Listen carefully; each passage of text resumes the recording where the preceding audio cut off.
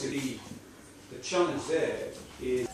Although all these problems are huge, I think that the emphasis on secrecy, tricks, greed, lets the whole system off the hook. It just kind of sounds like it's this thing that we can somehow fix because it's all about semi-criminal behavior.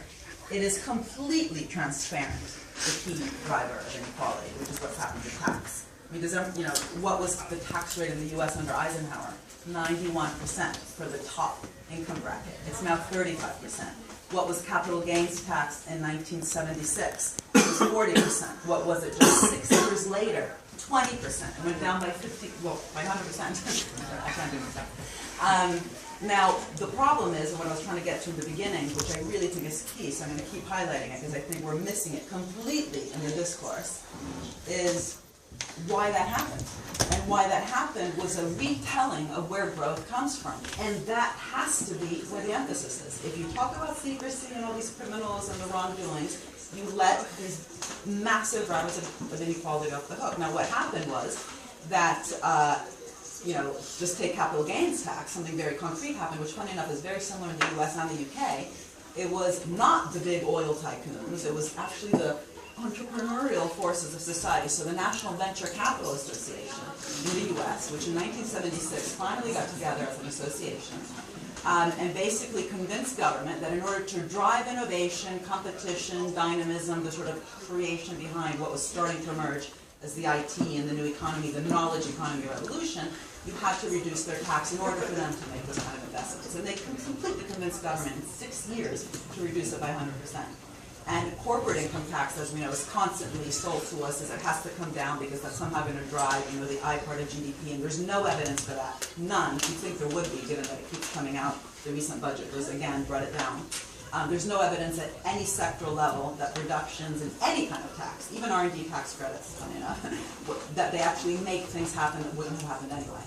And then you look at these sectors and you say, what actually does increase investment? So say, take pharmaceuticals, which I've looked at a lot, or IT, it's actually public investment. So the reason that Pfizer recently shut down one of their biggest R&D labs in Sandwich, Kent, and went to Boston, Massachusetts, was not because of lower tax, not because of the red tape they're always complaining about and lobbying government for, but because the National Institutes of Health, public sector, spend in the U.S. $32 billion a year on the knowledge base that they require.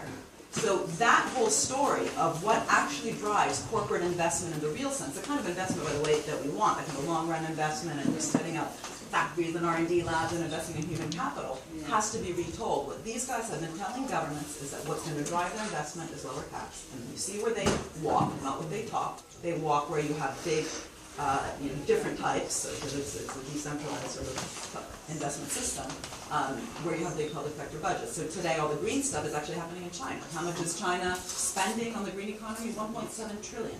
Who's winning out on that? Those countries like Denmark, which are taking that as an opportunity. In Denmark today, a small little country like the UK, is the #1 provider of high-tech services to China's green economy. Anyway, and I just find it interesting. It happens every single time that when people want to juxtapose these big bad companies and the wrong corporate governance, and we talk about these entrepreneurs, it was the entrepreneurial story behind that has actually, at least in the US and the UK, driven the problems in tax. And it was the Labour Party in, I want to say 2002, that reduced, or was it, I can't remember actually the exact year, that reduced the time that private equity has to be invested in order to be eligible for these capital gains tax reductions from 10 years to 2 years, because they were lobbied and convinced by the lies that they were told by the sort of private equity / venture capital industry. So they have been just as susceptible to this kind of wrong story of where wealth comes from. I think that's great.